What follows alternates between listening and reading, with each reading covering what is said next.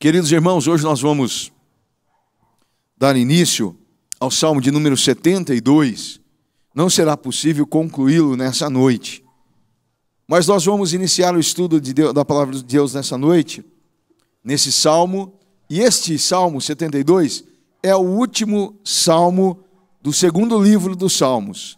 Então, assim que nós concluirmos o Salmo 72, estaremos então encerrando o segundo livro dos Salmos. O tempo passou, né? 72. Parece que foi ontem que nós começamos o Salmo de número 1, né? Mas já chegamos no 72. E na verdade, foram aí quase 3 anos já, né? Para chegarmos aqui. Mas graças a Deus que Ele nos abençoou até hoje, né? Eu sei que muitos irmãos começaram aqui no Salmo 1 e estão aqui firmes, aprendendo cada dia na casa do Senhor. E nada melhor do que estar na casa do Senhor, na presença de Deus e aprender nos atos do Senhor. Todos encontraram o Salmo 72? Leiamos.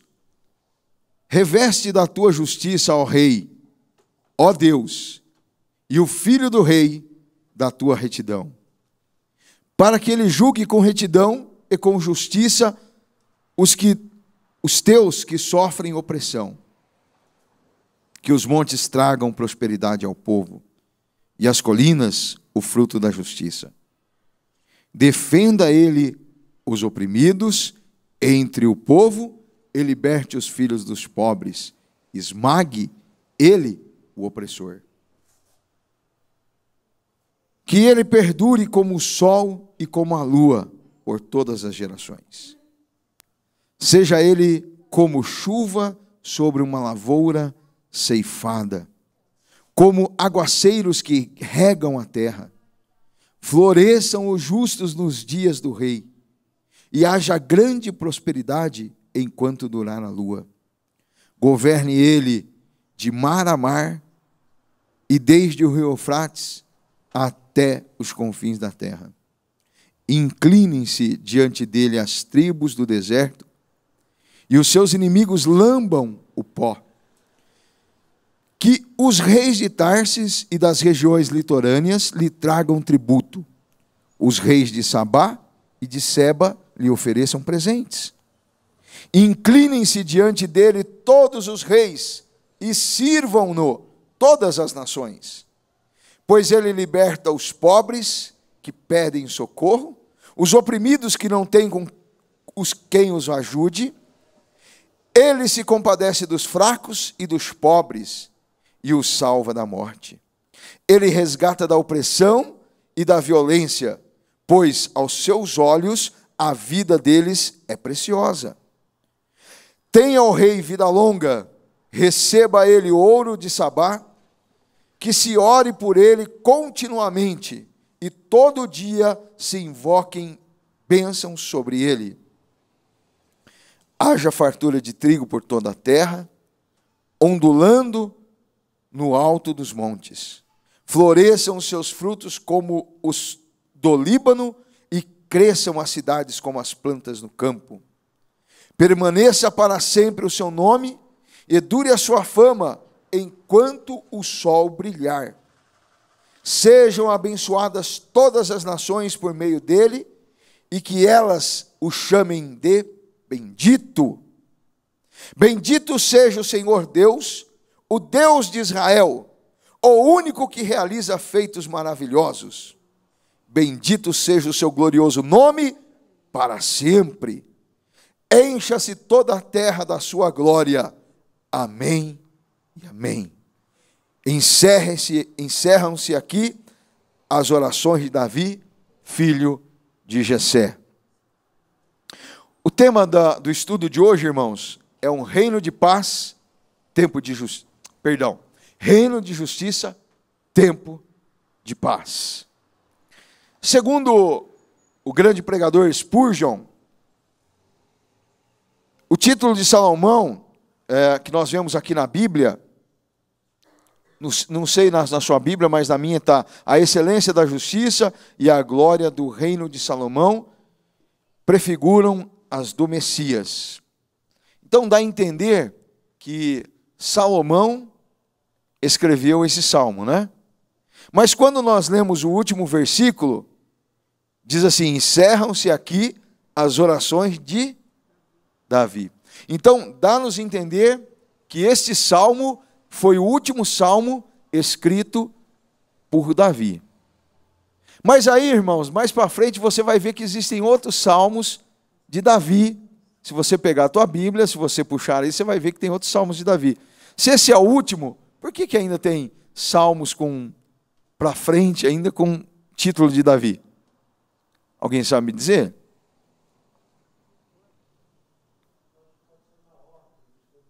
Isto, os salmos não estão em ordem cronológica, tá? Eles não estão em ordem cronológica. Então, este foi o último salmo escrito por Davi, quando ele já estava na beira da sua morte, quando nós lemos lá que precisavam de jovens para se deitar com ele, para poder aquecer o corpo do rei Davi. Ele estava bem velhinho, e por isso que também dá-se a entender que é de Salomão. Provavelmente, Davi não conseguia escrever, né?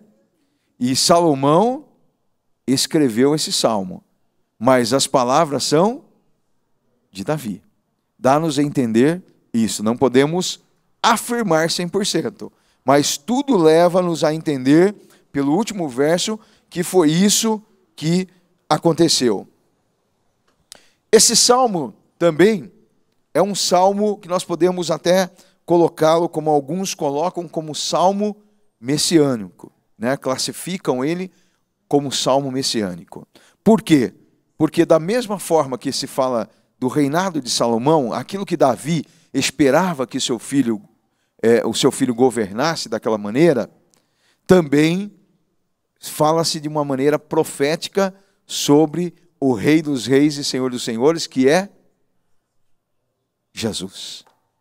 Então nós podemos dizer que esse salmo também é um salmo messiânico. Ele retrata aqui coisas da glória futura, do reinado milenar de Cristo e assim por diante. Esse salmo vai tratar basicamente de justiça, domínio, prosperidade, misericórdia, perpétuo louvor ao rei. Então, esses são os temas centrais desse salmo: justiça, domínio, prosperidade, misericórdia e perpétuo louvor para o rei e o seu filho. Quem é o rei? Deus. E seu filho? Jesus, que também é rei. Nós vamos ver isso já no primeiro versículo. Então vamos ver o que diz o primeiro versículo e o verso de número 2. Reveste da tua justiça o rei, ó Deus, e o filho do rei da tua retidão, para que julgue com retidão e com justiça os teus que sofrem opressão. Então aqui nós temos duas linguagens. Primeiro, uma linguagem que Davi estava orando em favor de Salomão. Davi era rei, não era? Não era? Aí ele ora para o seu filho. Ele pede a Deus para revestir o filho dele de retidão. Mas da mesma maneira que ele estava orando para o seu filho, nós vemos a segunda linguagem figurada, que é: quem é o rei dos reis e senhor dos senhores é Jesus, mas o seu pai também é rei. Deus é o rei da glória, Deus é o pai eterno. Depois ele fala assim: olha, reveste o teu filho de retidão. Então nós temos duas linguagens, falando de Davi com Salomão e de Deus com Jesus. Então aqui nós temos duas linguagens. Da mesma maneira que Davi orava pelo seu filho, ele também estava profetizando sobre o Messias, que ainda haveria de vir. Tá? E aqui, no verso 2, ele revela de uma forma ampla, que não poderia ser somente de Salomão que ele estava falando, para que ele julgue com retidão e com justiça os teus que sofrem opressão. Jesus, ele é, por natureza, rei, não é? E também filho dos reis, tanto na forma humana, quanto na forma divina. Ele vai estabelecer o seu reinado aqui.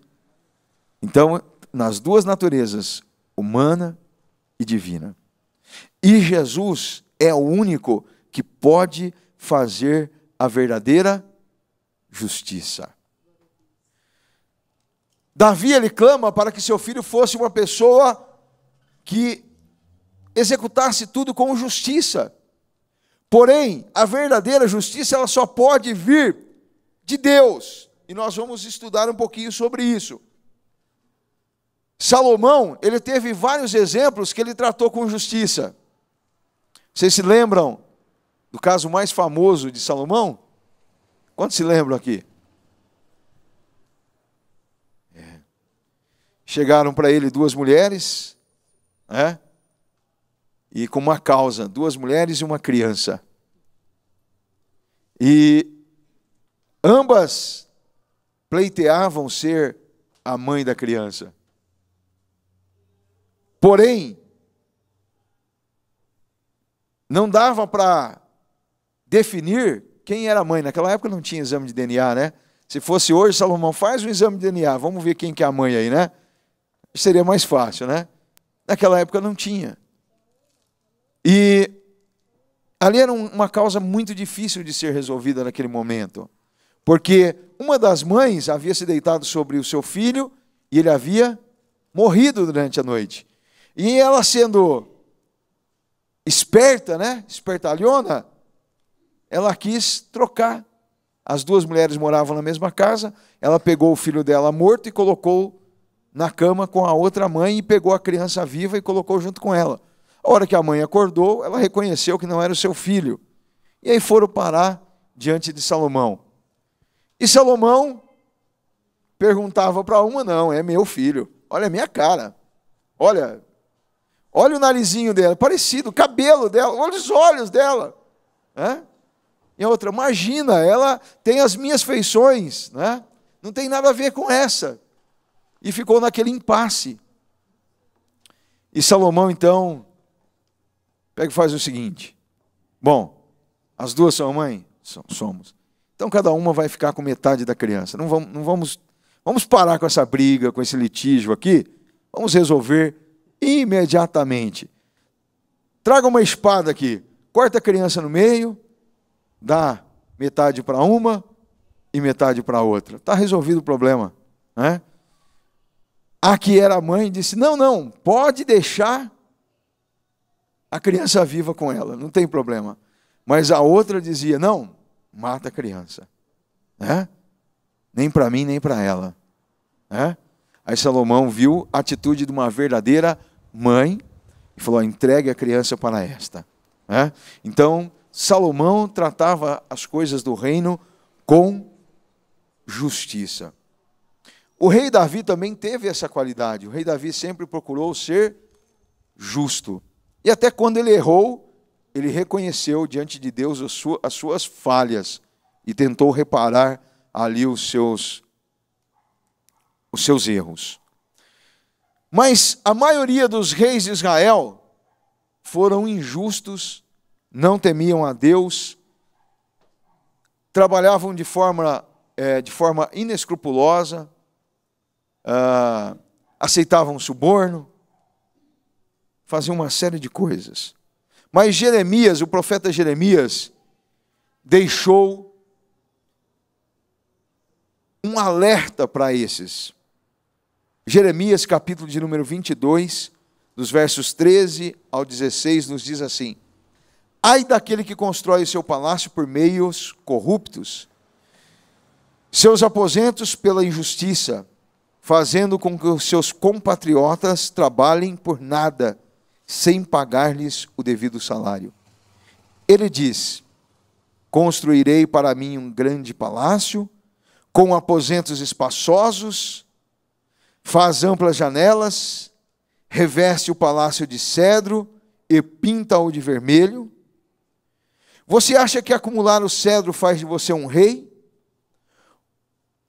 o seu pai não teve comida e bebida, ele fez o que era justo e certo, e tudo ia bem com ele.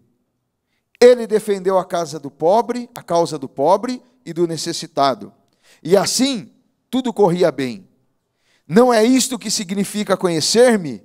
Declara o Senhor. Ou seja, está dizendo que a descendência de Davi não observou aquilo que Davi fez, mas o Senhor cuidou de Davi e abençoou o reinado de Davi, abençoou o reinado de Salomão, abençoou que o reinado de Salomão, nós vamos ver que se tornou conhecido mundialmente, no mundo daquela época ele se tornou conhecido. Agora, esses homens que vieram depois, simplesmente deixaram de viver a justiça de Deus. Eles viviam recebendo suborno. Será que a gente já ouviu falar alguma coisa sobre isso aqui, né? A gente nem ouve isso mais, né? Não se acontece mais, né? Mas o reinado de Cristo será superior até mesmo ao reinado de Salomão e de Davi. Isaías, no capítulo de número 11, versos 2 a 5, diz assim: o Espírito do Senhor repousará sobre ele, o Espírito que dá sabedoria e entendimento, o Espírito que traz conselho e poder, o Espírito que dá conhecimento e temor do Senhor. Ele se inspirará no temor do Senhor, não julgará pela aparência, nem decidirá com base no que ouviu, mas com retidão julgará os necessitados, com justiça tomará decisões em favor dos pobres, com suas palavras, como se fosse um cajado, ferirá a terra, com o sopro de sua boca matará os ímpios. A retidão será a faixa de seu peito, e a fidelidade o seu cinturão. Olha que coisa maravilhosa. No reinado do Senhor Jesus, não vai acontecer nenhuma injustiça. No reinado do Senhor, Ele não vai julgar pela aparência. Eu me lembro uma vez, eu saí da igreja do culto, nós fomos atender uma necessidade de uma irmã, que o seu filho havia sido preso, e ela nos chamou, e eu fui de terno e gravata para a delegacia, e quando eu cheguei lá, qual que é o seu cliente, doutor? Qual que é o seu cliente, doutor? Falei, não, eu sou pastor. Aí já mudou de figura. Mas eles olharam para a aparência. Doutor, né? Fui chamado de doutor porque estava de terno e gravata, né? É isso? Muitas das vezes nós julgamos por causa da aparência. Mas Deus julga com retidão, porque Ele conhece os corações. Ele sabe o que tem lá dentro. Ele sabe o que está lá dentro do coração. E não é porque também a pessoa anda mal arrumada também que ela seja boazinha. Deus conhece também o contrário também, né? Não é só a aparência externa de quem está bem vestido ou daquele que está mal, que é ruim, ou vice-versa, né? Não. O Senhor conhece ambos os corações. Ele sabe as intenções. E a sua palavra será como um cajado que ferirá a terra. E com o sopro da sua boca matará os ímpios. O reinado de Cristo será um reinado de ferro, mão de ferro. Escreveu, não leu? Pau comeu. Cajado come. Na verdade, irmãos, o Senhor, quando Ele veio pela primeira vez, Ele foi espancado, Ele foi cuspido na sua face, perfuraram o seu peito, foi humilhado, maltratado, mas da segunda vez não vai mais acontecer isso. As pessoas falam assim, se Jesus voltasse hoje, Ele seria morto. Não. Quando Ele voltar, Ele vai ser o Rei dos reis e Senhor dos senhores. E Ele subjugará todas as nações, e o seu reinado será de justiça. Filhos mal criados não existirão nessa época. Hoje nós vivemos uma geração que filhos que não respeitam a pai, mãe, autoridades, né? Nós estamos aí com uma grande dificuldade hoje em dia, porque as pessoas não conseguem mais submeter-se a autoridades, né?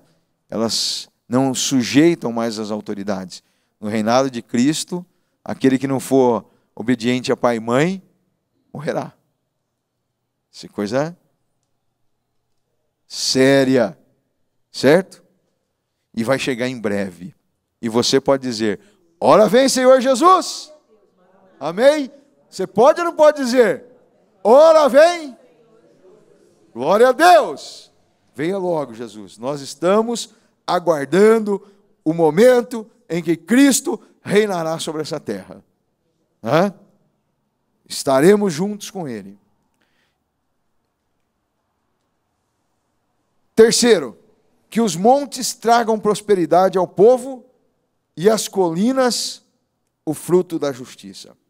Irmãos, quando existe um governante justo, a nação prospera, o povo se alegra.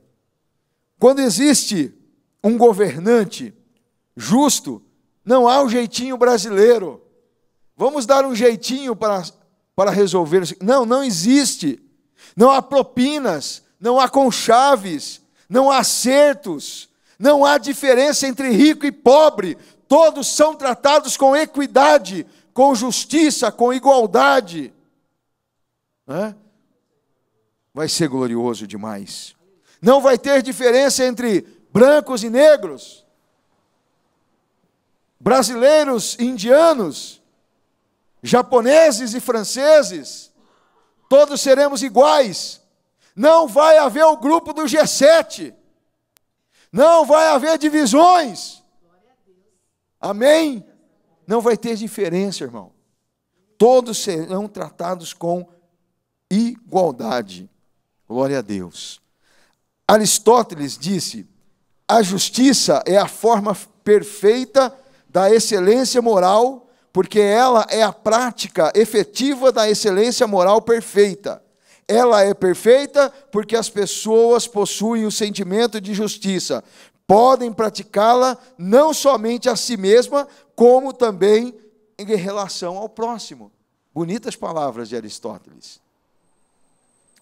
Mas, e na aplicação diária? Isso existe? Não. Na teoria, no mundo filosófico, são belas palavras, mas no mundo humano, nós não conseguimos justiça. E mesmo que nós a consigamos, não será plena.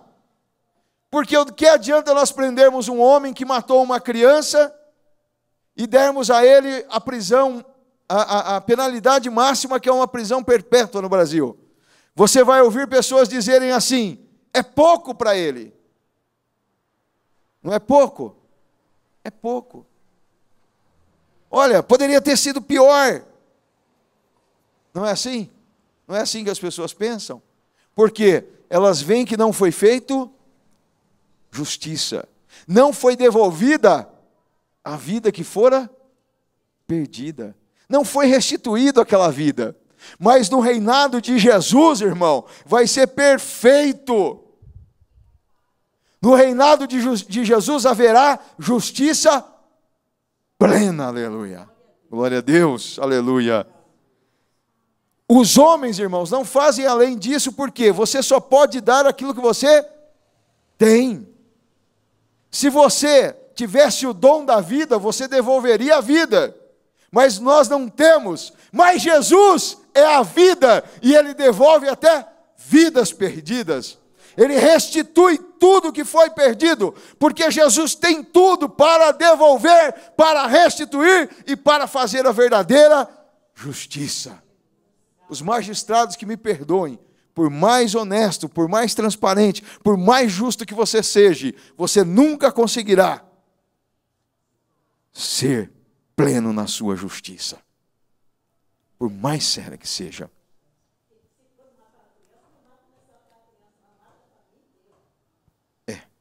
Não vamos entrar nesse detalhe, Aura.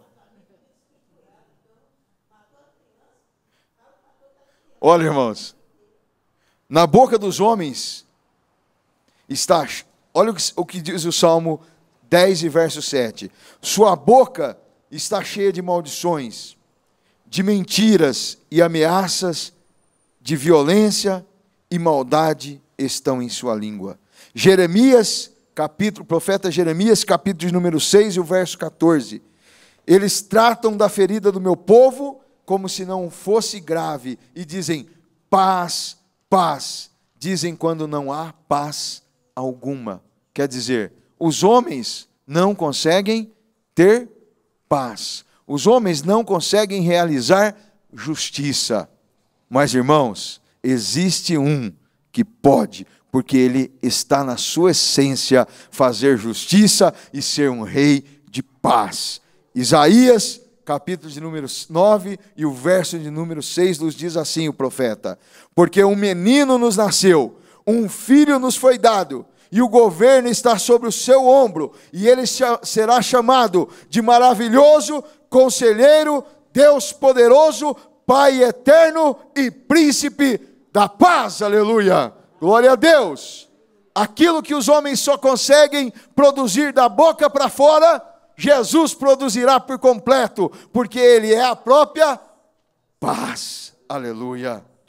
E tem uma coisa boa, irmãos, enquanto nós estivermos aqui, olha o que na primeira carta de João, nos versículos do João 14, verso 27, olha o que a palavra de Deus nos diz: deixo-lhes a paz, a minha paz lhe dou, não a dou como o mundo a dá. Não se turbe os vossos corações e nem tenham medo. Olha só, além de Jesus ser o príncipe da paz, ele distribui essa paz aos seus. Aleluia. Glória a Deus. Olha, receba a paz do Senhor. Deixo-lhes a paz, a minha paz vos dou. Glória a Deus. Em 2 Tessalonicenses, capítulo de número 3 e o verso de número 16, diz assim: o próprio Senhor da paz lhes dê a paz em todo o tempo e de todas as formas.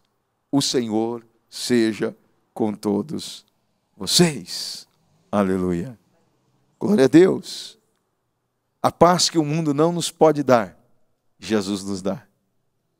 A paz que nós precisamos de ter no meio da tribulação, Ele nos dá. No meio das lutas, Ele nos dá.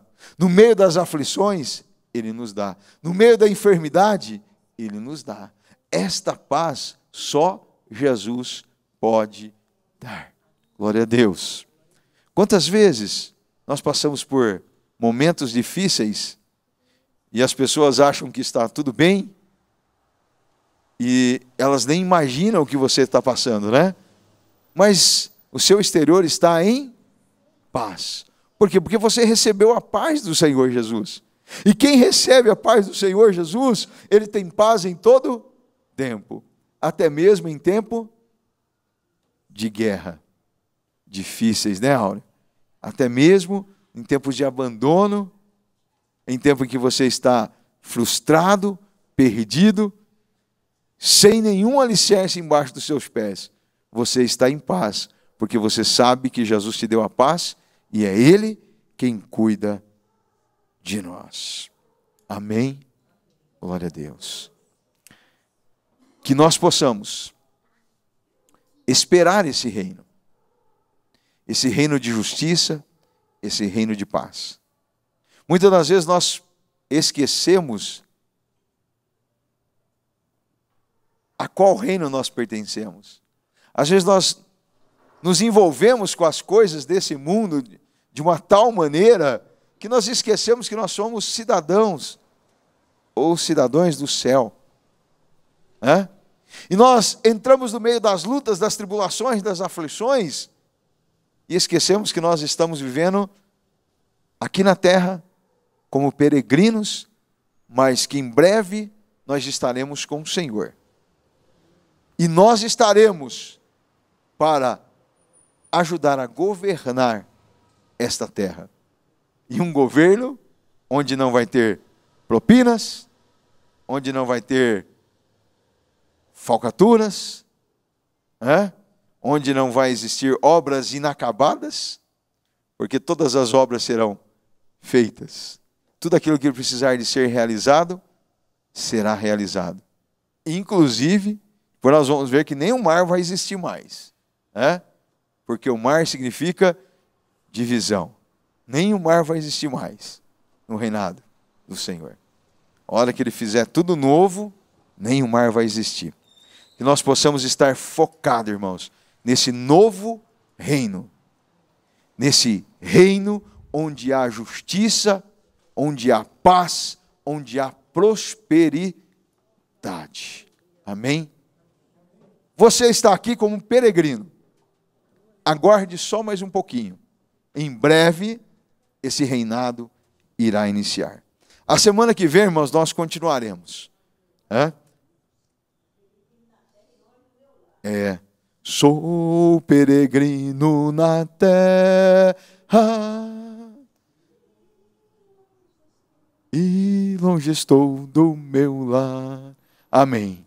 Só um pouquinho de tempo e em breve nós estaremos com Ele e esta terra será governada por Ele. Obrigado. Curva a sua cabeça nesse momento por um instante. Pai, te agradecemos, Senhor, pela ministração da Tua palavra, por tudo aquilo que nós temos ouvido da Tua parte nesta noite, ó Pai. Queremos, ó Deus, te pedir que o Senhor possa, Senhor, nos visitar de uma maneira especial, transformando, Senhor, os nossos sentimentos, as nossas emoções, os nossos pensamentos, ó Pai. Que nós possamos estar focados no Teu reino, Senhor. Que a nossa oração, Senhor, possa ser incluído todos os dias. Venha o Teu reino, ó Pai. Venha o Teu reino. Porque, Senhor, nós confiamos que o Teu reino será um reino de paz, um reino de justiça, a qual nenhuma outra época houve na face da terra, meu Pai. Ajuda-nos, ó Deus, a caminharmos para esse grande momento, Senhor. Que os nossos pés não vacilem, que nós não venhamos escorregar, nem se desviar para a direita, nem para a esquerda, meu Pai. Mas que nós possamos estar firmados em Ti, prontos, ó Pai, para um dia estarmos contigo nas nuvens, ó Pai. Pronto para subirmos ao ouvir o som da trombeta, meu Pai. Senhor, que os nossos corações não estejam mais voltados à nossa casa terrena, em conquistarmos, mas que nós possamos estar voltados na conquista espiritual, ó Pai. Porque nós sabemos, ó Pai, que quando nós nos voltamos para a conquista espiritual, as demais coisas são acrescentadas, ó Pai. Não, o Senhor não nos deixará faltar o pão de cada dia, e se mesmo faltar, o Senhor nos preservará com vida, meu Pai. Nós cremos nas Tuas promessas, Senhor, e Te agradecemos por tudo, Senhor, em nome de Jesus. Amém, Senhor.